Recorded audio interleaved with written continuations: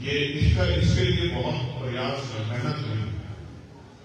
ये एक दिन का काम नहीं है। इतना बड़ा बदलाव जिनको अछूत मान के, शूद्र मान के, जाति का आधार बना के नीची जाति का कह के जिनको अपमानित किया गया, आज अगर हम कुर्सी पर बैठने वाले बन गए तो इसमें आप जितने लोग यहां बैठे हैं शायद 1% का भी कोई योगदान ना, क्योंकि जिन्होंने किया है उन्हीं के नाम मैंने लिया। मेरे साथ चल के आए हमारी पार्टी के वरिष्ठ नेता, प्रदेश के महासचिव, राष्ट्रीय कोर कमेटी के मेंबर भाई आकिब साहब, भाई शिव कुमार विश्वकर्मा जी, कॉमरेड मेरे साथी भाई अबाबू जी, अविनाश अवनीश निगम जी और हमारे तमाम साथी जो यहाँ उपस्थित हैं, हमारी लीगल सेल के यहाँ के जिलाध्यक्ष अनूप जी और तमाम साथी, दिवाकर भाई, गोरखनाथ जी, विनय सागर जी, ये वो साथी हैं जो यहाँ बहुत अच्छे से काम करते थे। और मुझे बड़ी खुशी है क्योंकि हम विचारों से जुड़े हुए लोग हैं। मैं आपको गौर करने की एक बात बताता हूँ, दुनिया में व्यक्ति राज नहीं करता, विचार राज करता है। जो अपने विचार को ज्यादा लोगों तक फैला देगा और लोगों को उस विचार से जोड़ देगा, उसी का राज है। आप जब मैं अभी मैंने बात को सुनी थी तो मैंने नौजवानों को जब स्वागत हो रहा था देखा। आज मैं आपसे बहुत पॉलिटिकल बात की, बहुत प्रैक्टिकल बात कर रही हूं। जिनसे आप संघर्ष कर रहे हैं और जिस काम के लिए संघर्ष कर रहे हैं, क्या उनके जितना समर्पण आपके अंदर पैदा हुआ है?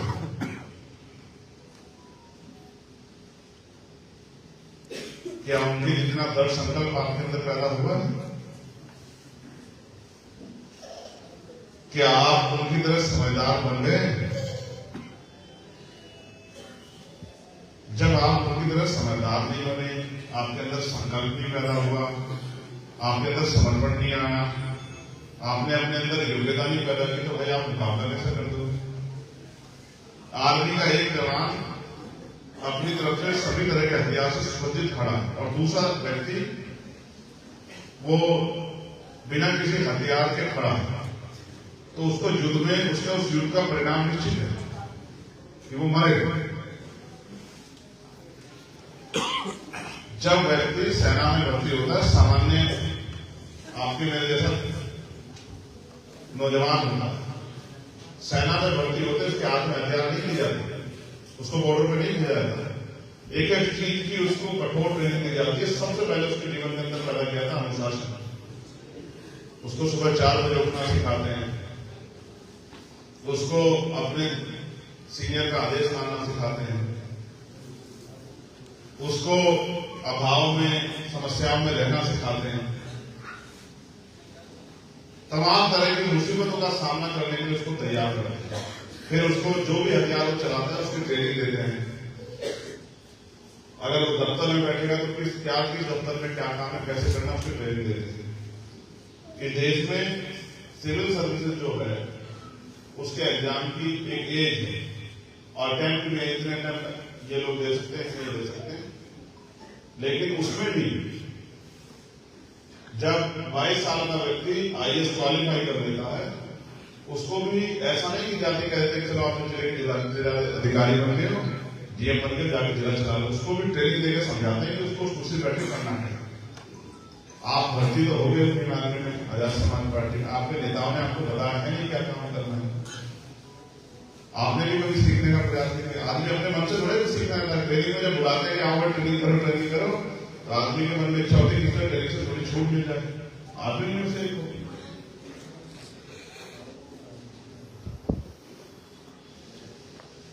आप सीखना नहीं चाहते और हारते रहते, फिर आप कहते हो कि यार हमारा कुछ नहीं है।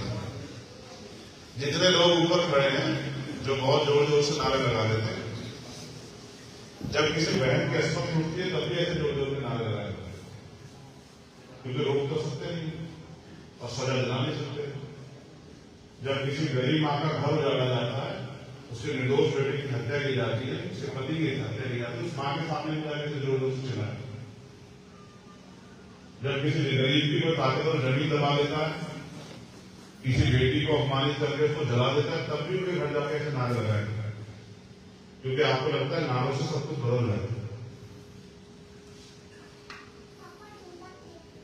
भाई पानी पीने से प्यास मिलेगी और खाना खाने से भूख मिटेगी।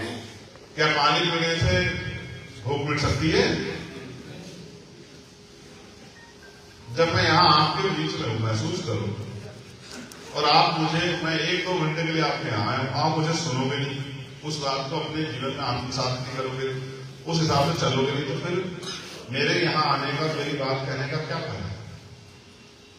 आज आप इतने लोग आए, हजारों की संख्या में यहां हो नीचे उठे, पैसा भी खर्च किया, समय भी खर्च किया।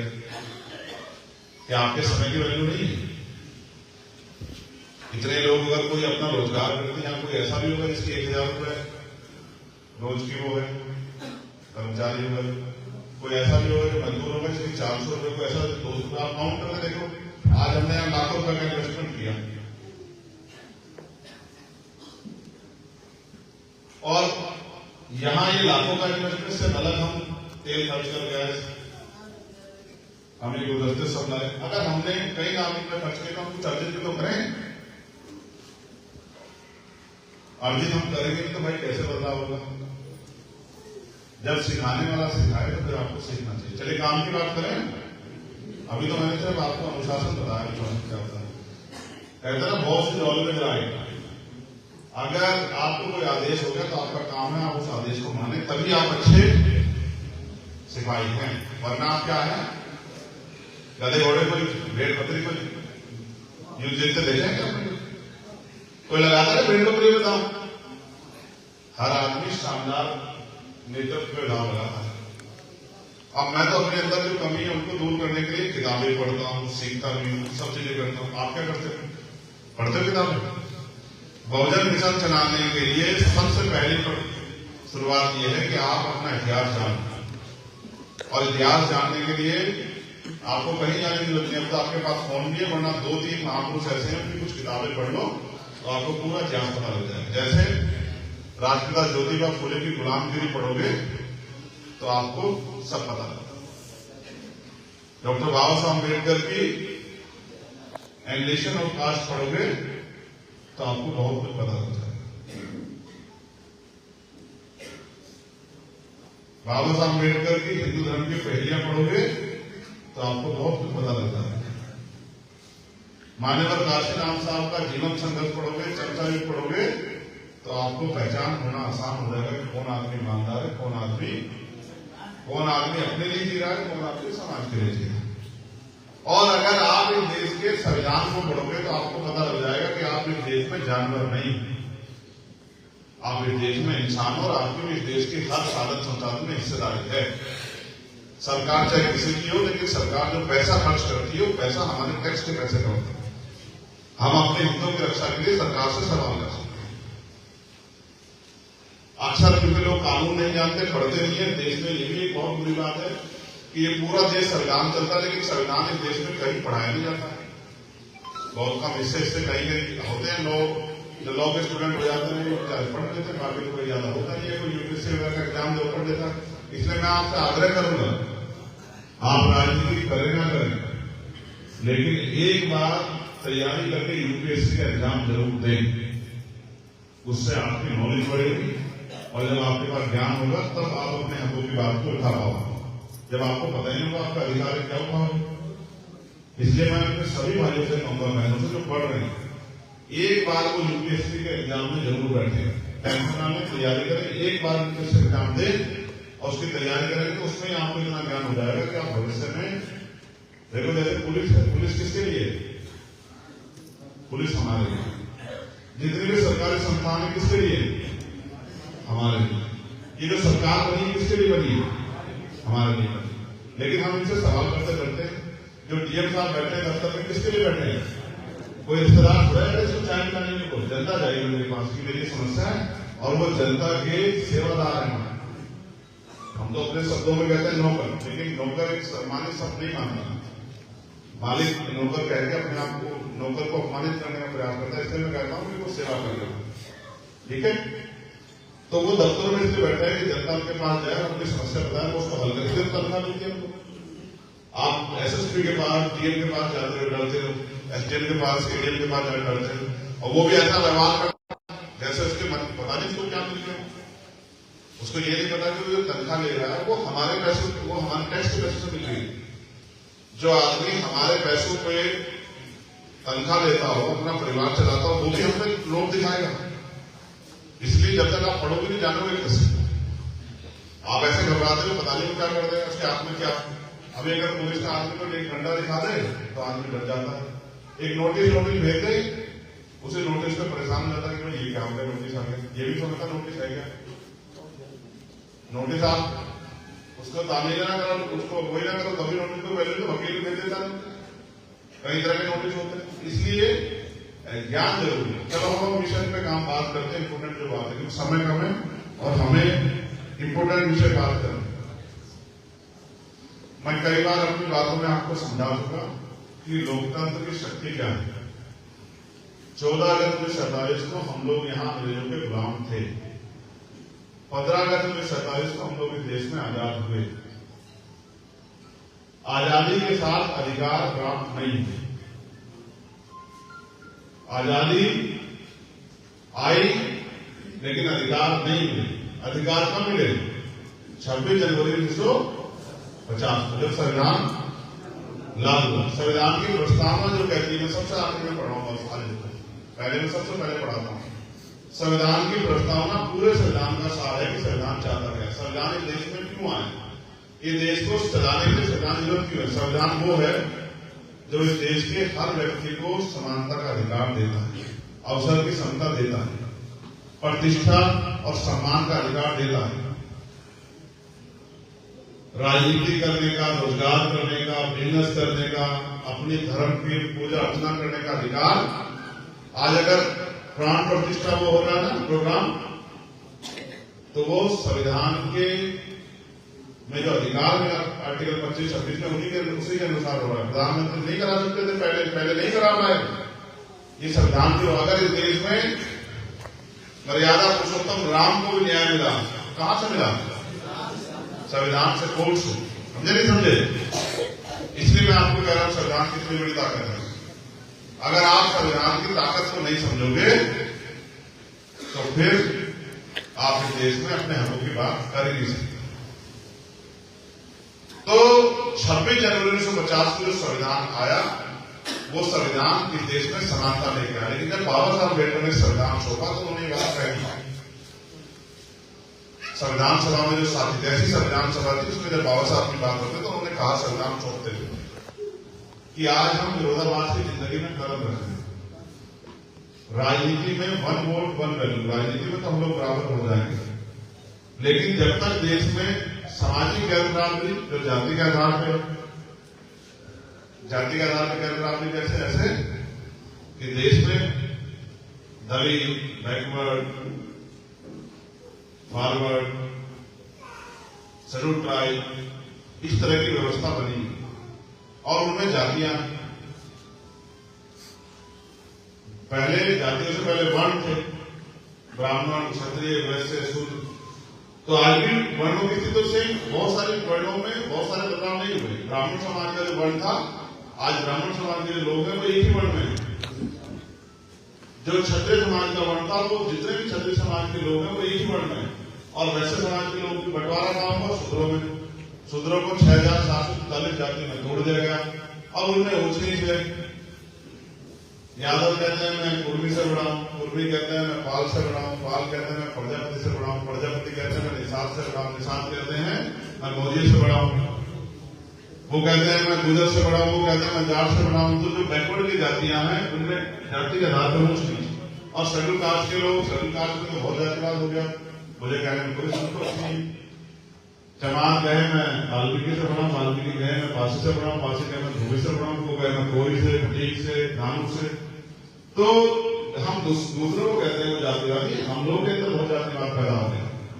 देखो बाबा साहब ने हमें जातियों से निकाल के वर्ग बनाया, शेड्यूल कास्ट, यानी कि जितनी शेड्यूल कास्ट की जातियां हैं वो सब अनुसूचित जाति के रूप में जानी जाएंगी। जितनी अन्य पिछड़े वर्ग की जातियां हैं वो ओबीसी के रूप में जानी जाएंगी, जो पिछड़े वर्ग की जाति है। क्या हम लोग बाबा साहब अम्बेडकर की बात को मान के शेड्यूल कास्ट बन पाए, शेड्यूल ट्राइब बन पाए, बैकवर्ड बन पाए? हम सब कुछ तो संविधान से चाहते हैं, लेकिन संविधान के जो उद्देश्य थे हम उनको फुलफिल करना नहीं चाहते।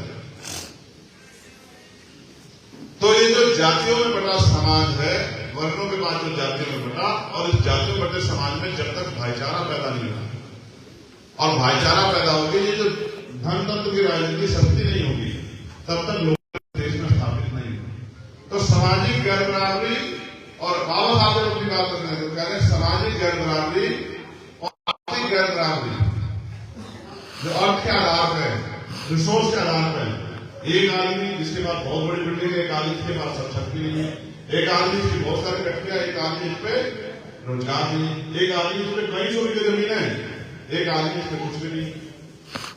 तो उन्होंने कहा जब तक हम सामाजिक गैर बराबरी, आर्थिक गैर बराबरी को दूर नहीं करते, तब तक देश में समानता की बात करना, समानता का मजाक बनाना होगा। और हम सब लोगों को मिलकर जल्द से जल्द इस गैर बराबरी को दूर करना चाहिए, जिससे राजनीतिक लोकतंत्र सामाजिक लोकतंत्र बन पाए। राजनीतिक लोकतंत्र क्या बन पाए, क्या बन पाए भैया? हाँ, ध्यान चालू करो। सामाजिक लोकतंत्र बन पाए। सामाजिक लोकतंत्र का उद्देश्य यह है कि लोकतंत्र का मतलब है जनता द्वारा जनता का शासन, मगर इस देश में तो ये है नहीं। अगर जनता द्वारा जनता का शासन होता तो जब प्रधानमंत्री किसानों के खिलाफ कानून लाए तो एक बार किसानों से तो पूछते, जब वो ड्राइवर के खिलाफ कानून लाए तो एक बार ड्राइवर से तो पूछते, जब वो व्यापारियों के खिलाफ कानून लाए तो व्यापारियों से पूछते, जब वो देश में नोटबंदी करने के लिए तैयार हुए, रात को घंटा बजा कहा कि नोटबंदी हो गई, तो इस देश की गरीब जनता से नहीं पूछते। तो इसका मतलब जनता का शासन तो है नहीं, मगर वो करते तो पूछना पूछ रहे थे। तो वो करते किसके हिसाब से? वो करते हैं धरना से, पूंजीपति, कॉर्पोरेट सेक्टर के लोग के हिसाब से, जो उनको फंड देते हैं, जिनकी वजह से उनकी पार्टी। सामाजिक लोकतंत्र इस देश में बनने नहीं दे रही है।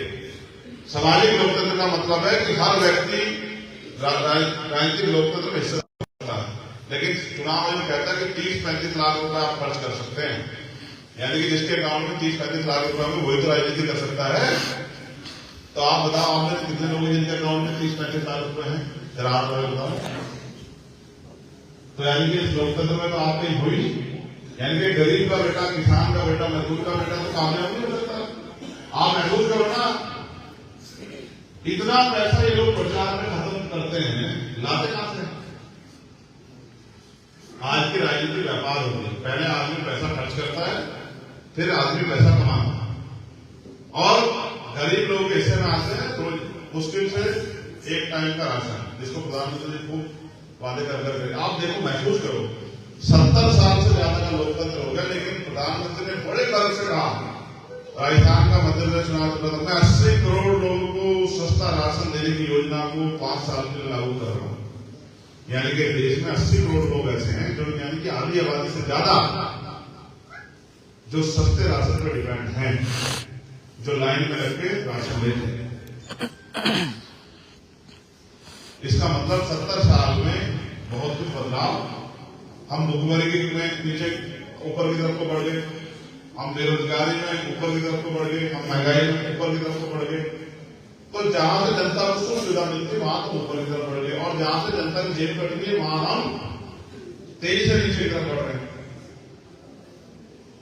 तो मैं पूरे देश में जाता हूं, महसूस करता हूं कि गरीब अपनी जिंदगी में परेशान है, क्योंकि कोई सुख सुविधा नहीं है, कुछ नहीं। और मुझे बहुत तकलीफ के साथ बताना पड़ रहा है मेरे प्यारे सम्मानित भाई बहनों, परिवार के लोगों, जब मैं उड़ीसा जाता हूं, झारखंड जाता हूं, छत्तीसगढ़ जाता हूं, तो मैं महसूस करता हूं कि आज भी लोगों के पास पीने का साफ पानी नहीं। और उसके छोड़े जब मैं दिल्ली में भी जाता हूं तो बहुत सारी बस्तियां ऐसी है जो गांव में सता दिए गए लोग, जिनकी जमीनें कब्जा ली, डरा धमका दे, लोग भाग के शहर में चले गए। तो दिल्ली में देश की राजधानी के प्रधानमंत्री उनको कोई आयोजन कराते हैं, G20 कराया था ना, तो वो गरीबों की बस्तियों के सामने बड़े बड़े बोर्ड लगा देते हैं, क्योंकि वो गरीबी दूर नहीं कर पाए। उनको अच्छे मकान नहीं, देवन की झोपड़े वाले बड़े बड़े बोर्ड लगा देते छिपाने के लिए।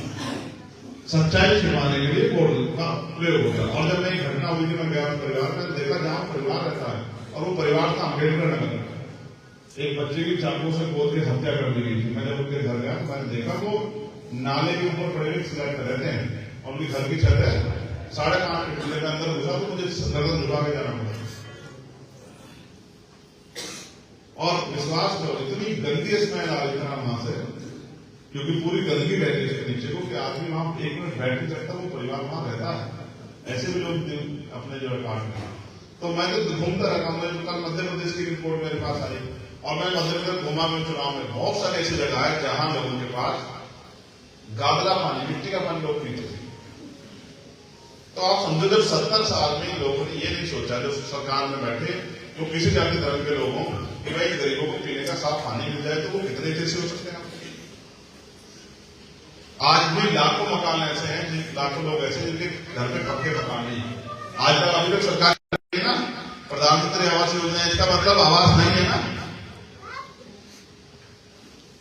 आज भी पहनने के लिए अच्छे कपड़े नहीं है। गरीब एक जैकेट में पूरी सर्दी निकालता है और बहुत सारे लोगों के हालात है कि वही कपड़े हैं 2 जोड़ी, जब गंदे होते फटाफट रात को धो के डाल देते हैं, सुबह पहन देते हैं।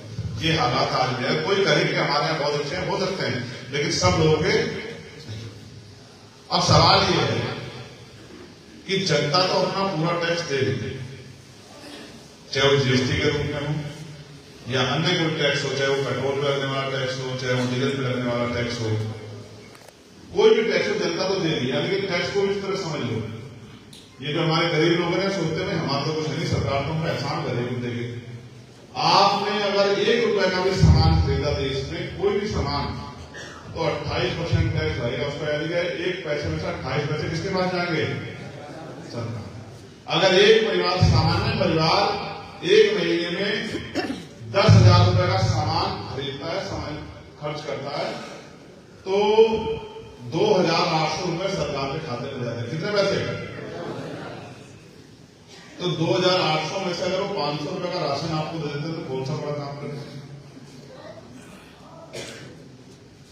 तो इससे तो उनकी जेब में बच रहे हैं, बच रहे हैं। तो उन्होंने आपको कुछ दिया है, आपसे लिया? देखो बहुत कुछ है जो धीरे धीरे समय में आने पर समझाऊंगा। हमने तैयारी कर ली सब लोगों ने मिलकर कि हम इस लड़ाई को जमीन पर ले जाएंगे। एक तो मैं बहुजन समाज के लोगों से कहूंगा कि हमारे नेता, जो बड़े नेता को फैसला लेंगे तो आप अपने आप कमजोर, अपने आप को महसूस मत करो। अगर वो अपनी लड़ाई नहीं लड़ना चाहते, वो निडरता नहीं दिखाना चाहते, वो कमजोर अपने आप को महसूस कर रहे हैं, उनको कोई दबाव है तो चंद्रशेखर आजाद तो है नहीं? बता भाई, ये लड़ाई निडरता से, ये लड़ाई आंख से आंख ना मिल जाएगी। मैं अपने अधिकार मांगूंगा तो गर्दन झुका के मांगूंगा, बताऊंगा। ये लड़ाई तो इस भारतीय जनता पार्टी की सरकार साथ लड़ी जाएगी। वो इस देश में संविधान को, लोकतंत्र की हत्या करना चाहते हैं, आपको गुलाम बनाना चाहते हैं। तो मैं उनसे कहूं कि हाथ जोड़ के मेरे को गुलाम मत बना।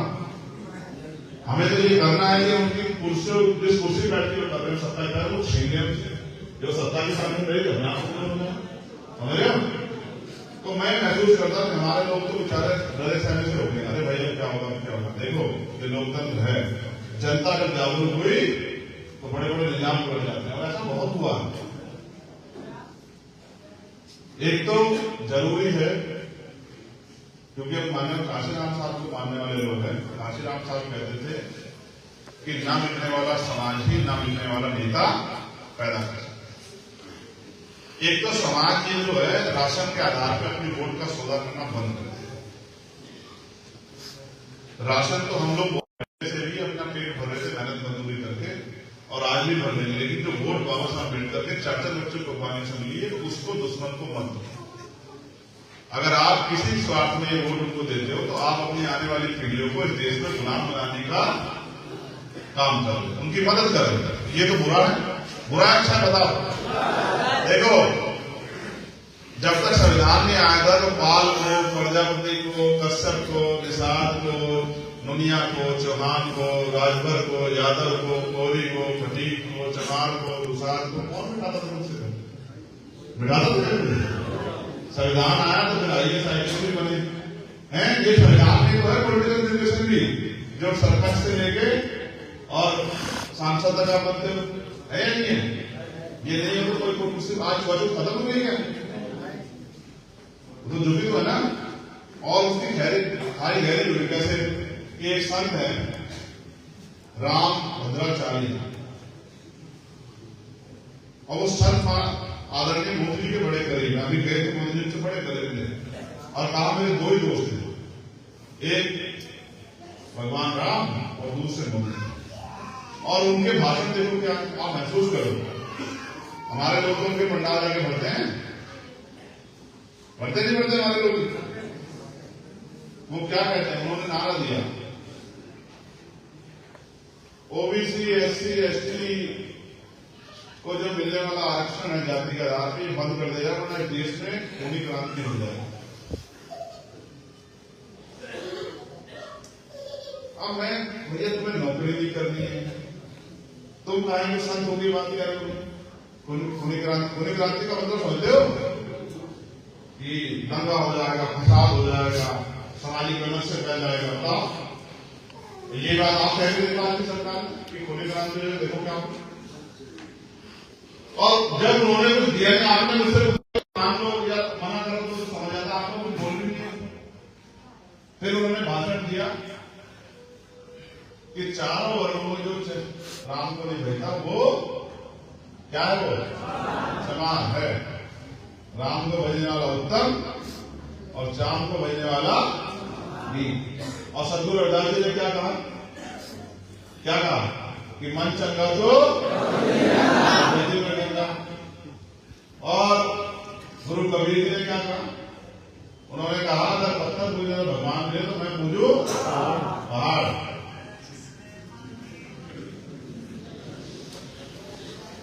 उनका मतलब यह है कि चारों वर्णों में जो भी बुरा है वो क्षमा दें, तो क्षमा को बुरा करें, ये तो उनका तात्पर्य है।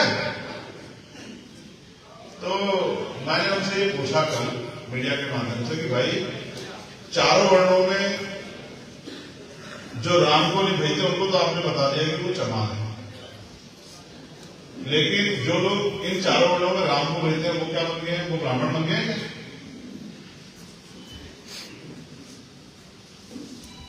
तो उनके पास जवाब नहीं। फिर उन्होंने कहा जो मुझे सबसे बुरा लगा कि मरे मुलायम काशी राम, और बड़े उत्साह में।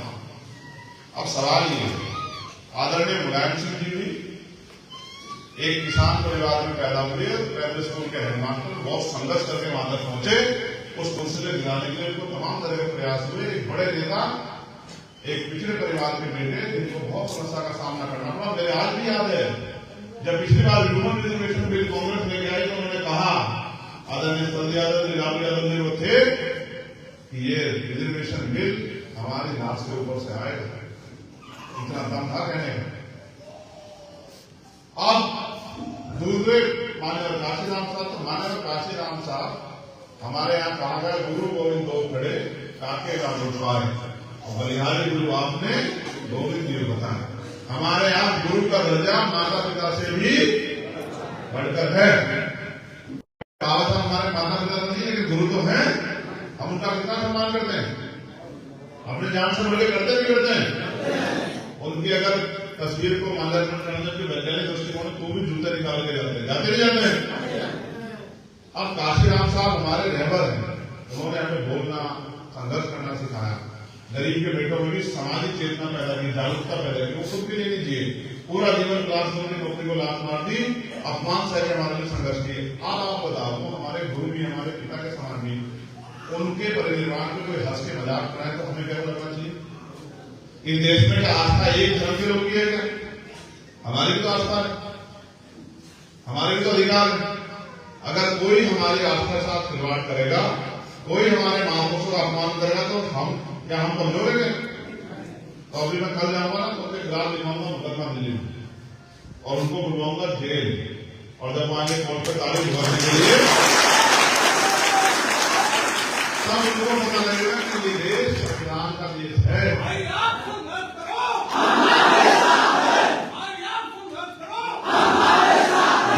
लिखा जाएगा मुकदमा, कोई अधिकार थोड़ा ही है कि आपने जाति का आधार जिनको ऊंचा नीचा बना दिया, वो सारी जिंदगी आपका अपमान करते रहेंगे। भारतीय संविधान किसी को ऊंचा नीचा नहीं बनाता, भारतीय संविधान सबको बराबर बनाता है। कोई हमें अपमानित करने का काम करेगा, हम भी उसे चैन से नहीं बैठने देंगे, चाहे उसका सुरक्षा कवच बन के आदरणीय मोदी जी क्यों ना खड़े, उनको भी बताइए कि वो संविधान से बड़े